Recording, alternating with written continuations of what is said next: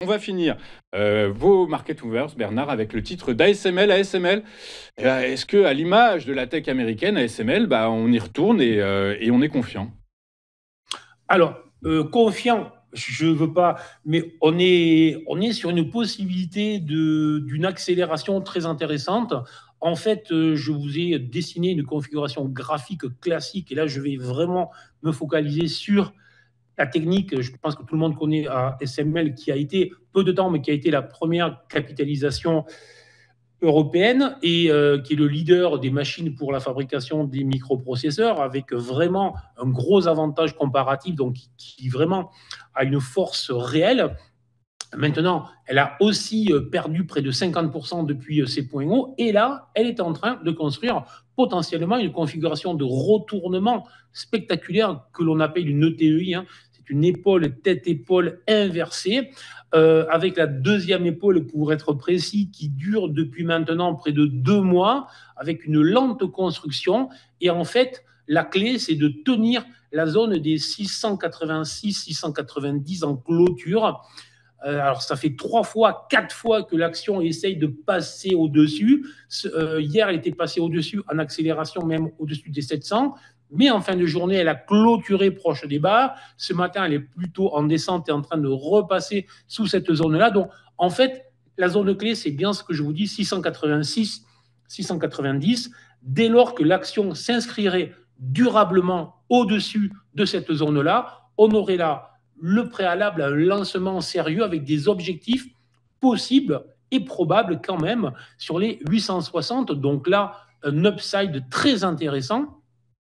Mais voilà, l'invalidation pour moi, ça serait un retour sous les 640, donc positif à court terme. Mais tant que je n'ai pas vraiment le lancement réel, la validation d'une clôture au-dessus des 690 pour le faire simple, on est toujours à la merci d'un faux signal. Maintenant, c'est une configuration que je retrouve sur pas mal d'actions. Donc, si jamais on avait cette confirmation et ASML n'est pas la plus avancée, je parlais la semaine dernière de ST Micro, on retrouve un peu la même configuration. Vous avez aux États-Unis AMD qui a fait la même configuration, mais qui là est très avancée, puisqu'elle est une vingtaine de pourcents déjà en fait au-dessus de sa ligne de coût. Bref, on est vraiment dans un environnement sectoriel très performant. ASML est en retard, mais dans un secteur très précis. Voilà. Donc, surveiller cette zone-là avec un potentiel très intéressant, une invalidation très courte, hein, puisque en gros, vous avez un potentiel de gain de 160 pour un risque d'une cinquantaine d'euros, donc 3 fois plus de gains potentiels que le risque que l'on engage. Et c'est vraiment ce que l'on cherche lorsqu'on est un investisseur. Eh ben, écoutez, on va suivre toutes ces évolutions avec attention, Bernard.